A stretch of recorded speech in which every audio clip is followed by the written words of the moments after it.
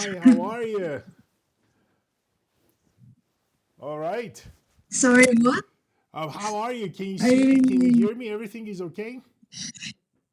Great, thank you. Yeah, everything is great. I'm happy with my exam results, and I'm also delighted to be here.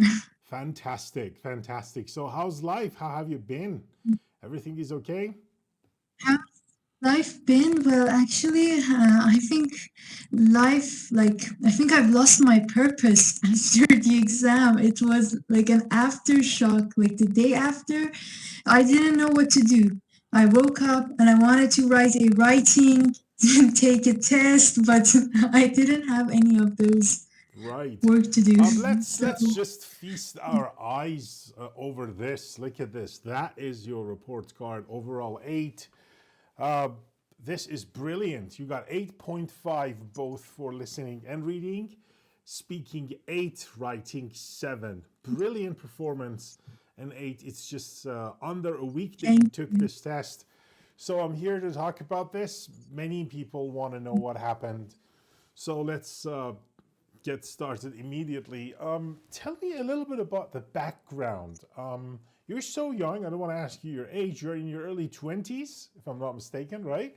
So, how long have you been Yeah, learning I'm. English? And just tell me this: you used to have a class with me. It was a group class online. So, tell us what happened. Tell us about your background in English before you start taking these classes with me. Okay. So when I was about 4 or 5 years old, I went to English classes, which were mainly for kids, so they weren't serious. But when I was about 12 years old, I enrolled in ILI, and I started from the term which was called Rich Free, and I went all the way until I finished ILI when I was 17 years old. And I went through all of their English courses. And then after that, there was this 2 year gap, which I spent mostly studying for my concours exam and the university entrance exam. And then when I was 19 years old, I wanted to restart English. So I went to some free discussion classes. And then after that, I enrolled in an Afarinish class, which was your class, and it was a group class. And How then I long was ago was 19, this? How long ago was this group class for IELTS? When was it exactly? 2 years ago. Right. 2 years, no, not 2 years ago, 3 years ago. All right. So I was 18 at the time. Yeah, and now I'm 21. Yeah. Yeah. Okay. So So tell us about that experience. 3 years ago, you saw me. Everyone, most people know that I've been doing this for a very, very long time, at least 10 years in Afarinesh. And I've been teaching IELTS for a long time. 3 years ago, to came in one of those classes. Tell your friends about the experience. How was it? How did it go? yeah. So the reason why I decided to enroll in that class was that I knew that I had to take the IELTS exam when I was about like 21 or 22. And so I wanted to just see how much preparation do I require. And so I came into that class. It was a great experience. And in the last session, we had this hot chair session, which you would like grade our speaking. And I remember I even have the recording of that hot chair on my phone, and I listened to it a few days ago, and it was really interesting. The comments you gave me 3 years ago, and the comments. Lovely. And that day you graded my speaking 7.5. Right. And I remember at that time I took the Cambridge tests, and I was like listening was around 8, reading also 8, and writing. I remember you graded one of my writings 6, the other one 6.5, and the other one 7. And so I thought that I was good. So I didn't really prepare for IELTS in these 3 years. And the only thing that I did was that I kept reading different books in English and also listening to content on YouTube. but no like formal education or like studying in English or no textbooks and not anything of that sort. And then it came the time that I wanted to take the exam. Actually, I had this in my mind that I wanted to study for the exam for about 3 or 4 months. And then that war happened with Israel, and my whole schedule was messed up. And my university exams dates were postponed, and everything was just such a big mess. And so I ended up having only 1 month to study. And that's when I felt that this is an urgency. I need an expert's advice. So I reached out to you, and Yeah, when was that kindly you exactly? This agreed is to really have interesting. these. I want everyone to know the time frame. The new private classes that was kind of super intensive. When was it exactly that you texted me, and how did it go? How was the experience? Because most people want to know how it all started and how was the dynamics of it. The moment that you texted me and then we arranged the class, and how many classes did we have in total on speaking and writing? Talk to your friends about that. Yeah, okay. So I think my internet connection is a bit low. Oh, now it's green. Okay, so let me tell you this. So it was about 13th of May, which I reached out to you. And then I remember you said that, okay, so tonight we're going to have one session to see where you're at. Like, you didn't delay this. Like, you really understood the urgency of it. And so kindly you scheduled a session for that night. And so we had a class that day. And we had 6 sessions in May and 5 sessions in Aban. Right, And that was in around total of 3 weeks. right. And Perfect, on 14th of Aban was my exam. perfect, perfect. And you made it. The results were extraordinary, but you were kind of dissatisfied with it, right? Yeah, because I knew I could have gotten a 9 in both listening and reading, which if I've gotten a 9 in both parts, I would have had a total of 8.5. And even in writing, perhaps I underperformed, and I think I could have gotten a 7.5. Right. Now, let's But I'm say happy given I know, these. I Yeah. know. It's an extraordinary result. Now, the thing is that in these 11, 12 classes that we had together, I only focused on speaking and writing. And you did everything for listening and reading. Most of my students and your friends, they want to know how exactly you worked on listening and reading and how did you prepare. Talk about these two skills first before we delve deeper into other skills. Yeah. Yeah, so as I mentioned, I had a lot of exposure to both listening content and reading from beforehand because I read so many books during these years and also I listened a lot. But during these intense 3 weeks, so we had classes 3 times per week, and before each session, I would have taken a full test, and then I would see which parts of the listening and reading I've had the most mistakes.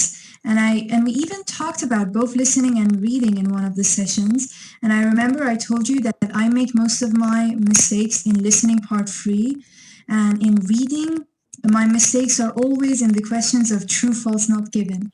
And I remember you gave me spectacular advice on how to handle them. And so that really helped me. And again, on the subject of listening and reading, what happened on the day of the exam? You took your test in IELTS Tehran, right? Yeah. So, Yeah, it was in how was ISM. it? How was the dynamic? I want you to talk about the day or 24 hours before the test. What pieces of advice did I give you? How was it those hours before the storm, a day before the exam, and on the day of the exam? How did you perform in listening and reading? And yeah, talk about those moments. Yeah. So, 24 hours before the exam, I was just reviewing my past mistakes. So I have written all of the mistakes I've made and all of the great feedback you have given, pointing or grammatical errors that I've made in writing. So I was just keep reviewing all of those materials, and I just, as you told me, like not to learn anything new, no new vocabulary the day before the exam, nothing new, just reviewing all of that stuff. And so that was the past 24 hours. And on the day of the exam, so listening, I always kind of oscillated between 8.5 and 9. So I knew that if I'm having a good day, I would get a 9 in listening, but if it's a bad day, I'd get an 8.5. But about reading, most of my readings were a band 9. Just a few of them were band 8, 8.5. And then on the day of the exam, I was shocked by how difficult the second passage was. So I remember I finished the first passage in 12 minutes and I was just feeling so good. I felt that I could read each passage twice and it was just like a great feeling. But then I reached the second passage and I was shocked, like how difficult was that passage? I couldn't kind of wrap my head around what some of the paragraphs meant. And then I started to panic and the panicking and I got stressed out. And then I remember you talked about something which was the state of flow. And it was just about immersing ourselves in the process and not worrying about the results. And so I just tackled the second passage in this state of flow, and it took about 35 minutes, which was really alarming because we have to spend around 20 minutes for each passage, and I spent around 35 minutes for the third passage. But then hopefully, the second passage, sorry. But then hopefully the third passage was easy peasy, and so I just went through that and I got an 8.5. And I knew I was making some mistakes in the second passage, even though I spent around 35 minutes on it. Yeah, and that's a very important thing. You did damage control. You didn't lose it, and you came in to the writing section, I assume, really exhausted. So how did you Yeah, handle? Yeah, how did you extremely handle exhausted. writing? Did you start writing task two first, writing task one first, and how the classes that we had on writing, the strategies for both tasks, how did that help you on that decisive day, and how did it reflect on this band seven writing? Talk to us a bit about writing, both task one and task two. Yeah, so I remember after that reading, I was exhausted. And so I opened this cake that we have, or this like cookie next to us. Then I ate that, and then immediately I pressed start on writing. I think one of the plus points about the IELTS exam is that you don't have to rush between the sections. You can wait a moment, take a deep breath, and then you can click on start and then start the new section. And so I remember as we talked about this, at first I read the task two, just a question, and I didn't do any brainstorming. I didn't start writing. I just read the question and let that sort of question simmer down in the back of my head. And then I went immediately to task one. And then I wrote task one, and I was quite prepared for task one, thanks to you, because I remember the last sessions we had, you kept throwing me random tasks once. So we were in class, and then you said, okay, right now I want you to write a task one at this moment for 15 minutes. And so I was quite prepared for that. And I wrote task one.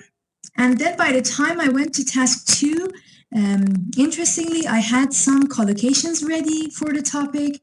And I think that was the reason I had so many collocations in my mind was that I have just read through the topic and let the unconscious part of my mind do its job and just collect data on these different types of collocations and vocabulary. And I also had a few ideas But interesting thing about task 2 is that, as you probably know from our classes, I'm an environmentalist and I feel this deep passion for the environment and the fact that we have to preserve it. And my topic in writing task 2 was do the benefits of climate change. No, sorry, it was this. It was climate change has some benefits for businesses, but others think that climate change damages businesses. Discuss both views and give your opinion. And so I kept thinking, and I don't know, weirdly, the benefits of climate change were much more like, I don't know how to phrase this, but my mind kept bombarding me with ideas for benefits of climate change, even though I myself feel so terribly about it. And so I wrote this beautiful sentence in the exam, like, notwithstanding the fact that we have to, it was something like this, notwithstanding the fact that we have to stop climate change, I side with the latter view, which is the fact that the benefits of climate change outweigh the disadvantages of it. And this was something I learned from you, which was that you told me that the side that you want to pick as your opinion, the paragraph for it has to be larger. And so even though I personally sided with another view, I wrote that I side with this view. Right. And Terrible the thing is paraphrasing. it came Yes. out beautifully. But I hope I've got my meaning. Perfect. And how did you manage your time? How Yeah. much time did you spend on writing task 2 and how did you manage it? Did you keep an eye on the timer on top of the screen? And how did it go, the different parts of writing the essay? How could you manage the time and how did you feel when the time ended? So I spent 21 minutes for writing task 1, which was a bit alarming because I knew that writing task 2 has more marks and I've spent over 20 minutes on task 1. But interestingly, I had 5 extra minutes and I was just so relieved and happy and I was just so satisfied. And I just had this time to proofread. But I think the key to time managing is that you should look at the clock once in a while, but if you keep looking at it too much, it just makes you panic. And I think I myself, whenever I just keep looking at the clock, I tend to panic and I get stressed out, and it kind of damages the aspect which we talked about, state of flow. And I can't be in that state, and so I didn't look at the time much. Right. And do you remember in our practices writing in class, you had many spelling mistakes and some careless slips in grammar. How did you fix that on the day of the exam? And how did the activities we did in class help you? Some people say they hear my voice while they type. Did it happen to you and how did it work for you? So for grammatical mistakes, I heard your voice. Even like in the exam, let me say it in Farsi, this came to my mind.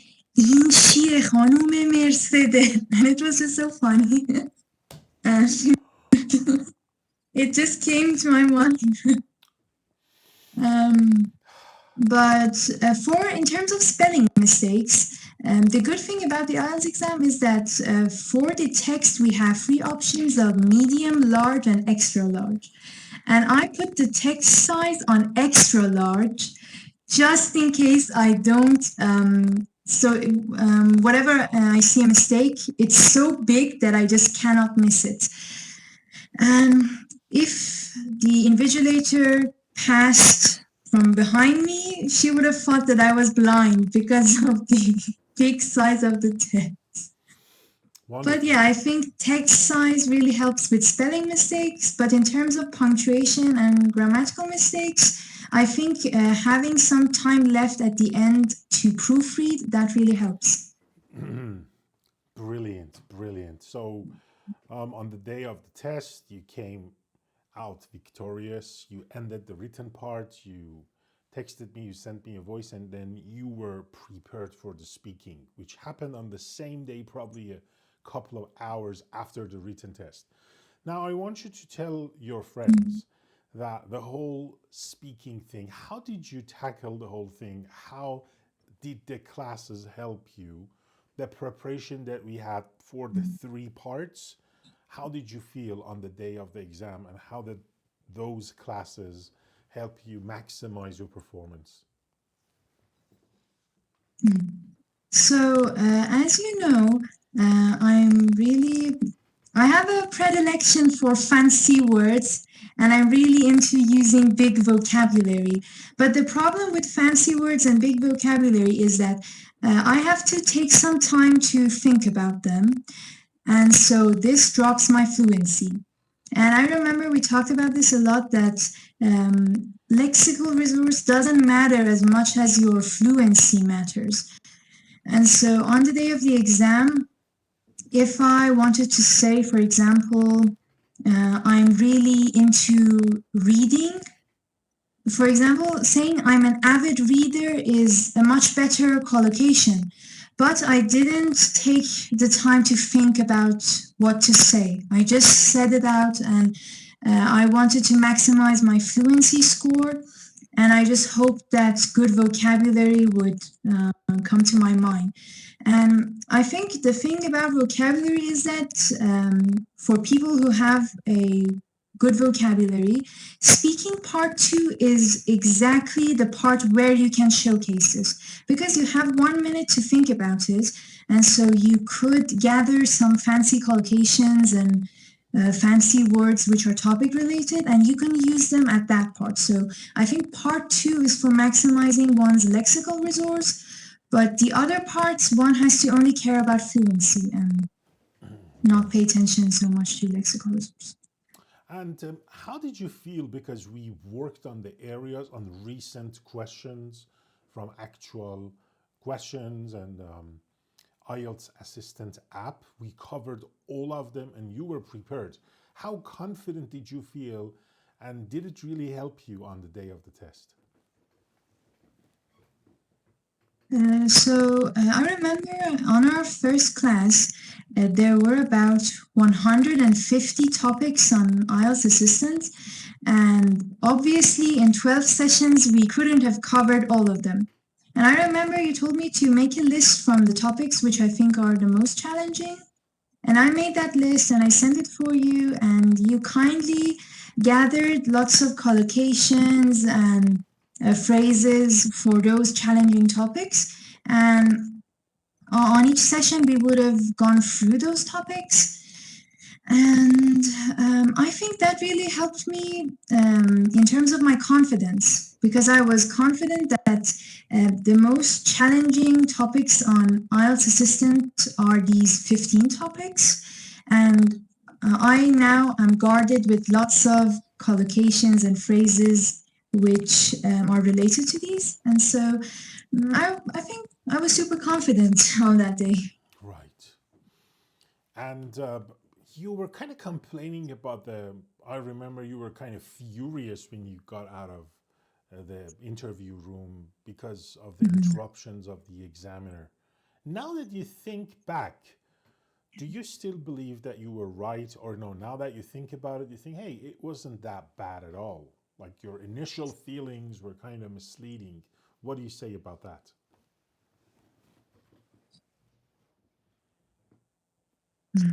Yeah. I saw this video on YouTube yesterday, which was about when the examiners want to distinguish between band 8s and 9s in speaking. So whenever an examiner is not sure whether to give a candidate a band 9 or a band 8, the thing that they do is that they keep interrupting them and see how that affects their train of thought in English. So this was a point I didn't know before the exam, and if I think that if I knew it, it would have helped me a lot because I would have realized that the examiner wants to give me a band 9, perhaps, and the examiner is bombarding me with these questions and interruptions just to see that how I can handle it. So yeah, I think I handled it rather clumsily, but I got a band 8, and if I'd handled those questions and interruptions better, perhaps I would have gotten a band 8.5 or 9. Brilliant. Final note for vocabulary and grammar. Do you have any recommendations for your friends on that front? So grammar, as you know, we talked about something which we call instinctive grammar, which was um, something I think I've developed throughout the years of studying English, which really is detrimental to IELTS because instinctive grammar can take you too far. It just perhaps would make you not to make silly mistakes. But I think advanced grammar is something that candidates should study. And I remember you gave me lots of great suggestions and lots of great books to read from before the exam. And I remember you exactly pinpoint which parts of grammar am I making the most mistakes. And you suggested that, for example, go and study chapter 14 of Longman Academic Writing Series. And that really helped.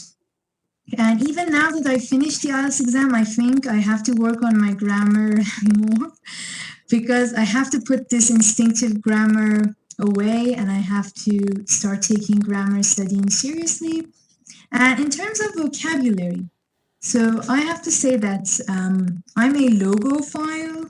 No, logophile or lingophile. I think there's just a word for people who love vocabulary, and I'm that type of person. And whenever I see a new vocabulary which I do not know, I immediately write it down. Like either if I'm somewhere, I'd write it in my notepad of my phone, or if I'm at home, I would write it in my notebook.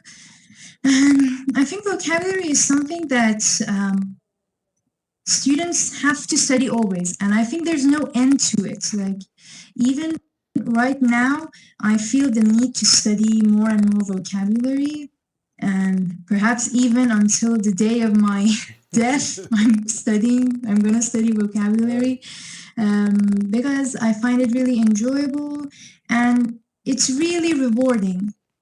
For example, in writing, that one moment, like sometimes there's just one word that can capture your feeling or idea. And when that word comes to your mind, it's truly fulfilling and it just puts one in this euphoric state. And I think, therefore, it's worthwhile to invest in vocabulary learning. And for vocabulary, I want to suggest this dictionary, which I always use, which is called vocabulary.com. And it teaches vocabulary in fun ways. So for each word, it has a passage.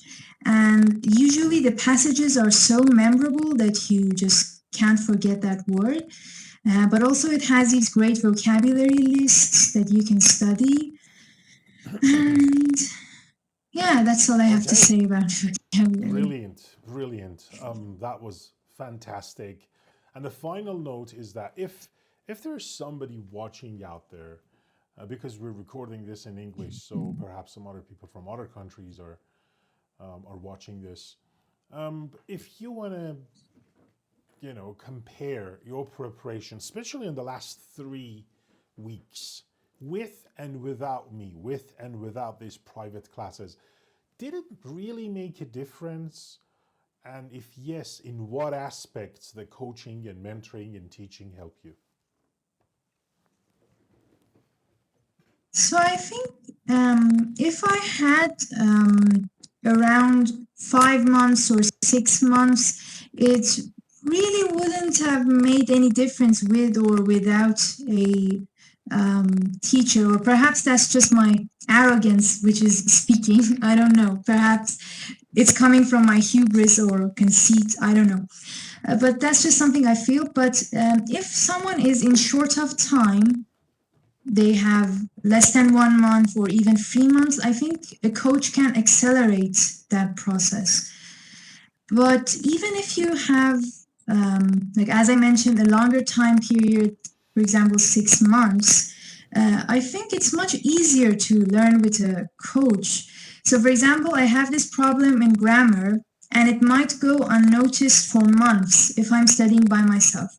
But if a coach sees it on the first session, they can pinpoint that and they can address that, and they would help you to solve it quite quickly. But the fact that I said that perhaps someone might not need a coach if they have like a longer time period is merely because of the financial aspect. Because for some people it might not be affordable having a private class. So for them, if they have a long time period and they're under financial strain, they can self-study and do it without a coach. But even then, if they can afford it to have a coach, I think it can really accelerate the process. Right. And yeah, Yeah, that's it. and some people might say, you know what, there is no point having a human instructor where we have AI. So, do you remember there Mm. were occasions that AI made a mistake and or didn't notice what's happening, and I picked that out? So, what do you have on that? Do you Yeah, think? there were many occasions. Yeah, yeah. So you just mentioned that, and I remembered all of those times, and I'm just thinking that even AI can sometimes mislead a person. So, for example, there were many. So, let me tell you this example. This is much better. In terms of task response, AI doesn't evaluate the fact that you've gone off topic.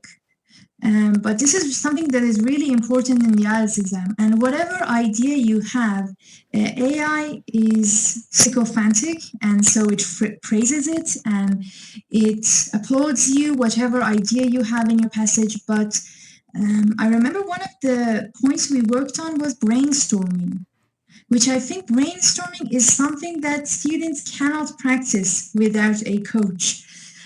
But so, for example, even AI can't help with brainstorming because it can't really identify when you're going off topic. It just generates words based on their probability. So it cannot really understand and comprehend a topic and its aspects. So this is one point. And other than that, many times in punctuation errors, it wouldn't mention my errors, weirdly. But I remember in our classes, we went through each of my writings and you mentioned all of the punctuation mistakes I've made. So to sum up, I think my thoughts were very disorganized. So I just want to give a organized recap of all of the stuff that I said. If you're under a financial strain and you have a lot of time, I think then do it by yourself. But if you can afford it, and whether you have a long time period to study or a short time period, I think having a coach is great. And just even in terms of emotional support. So I remember the last few days, I was so I don't know. I call it depression before exam. I don't know. You really helped me go through that. So yeah, I think coaches help both in mental and the not physical. I'm looking for the opposite of that. The study-wise aspect of it. Yeah, Right. mental and study-wise. Yeah. Thank you very, very much for showing up. It means a lot to me. And of course, I'm sure most people find this interview invaluable. Any final notes, any final thought to your friends who are struggling to get a good band score that can help them on this path? Any final thoughts? I guess I could just say don't stress out too much and try not to panic, because I think I myself, one of the biggest problems I have is that I tend to panic whenever I run into a question I don't know the answer to, or in writing. So just try to remain in that state of flow. Search up this term if you're not familiar with it. I myself wasn't familiar with it, but during one of our classes you mentioned it, and I went down that rabbit hole, which was invaluable. So yeah, that's it. Perfect. Thank you very, very much. We all wish you all the best in life, and thank you for Thank you. joining us for this magnificent interview. Thank you very much. Thank you. And also,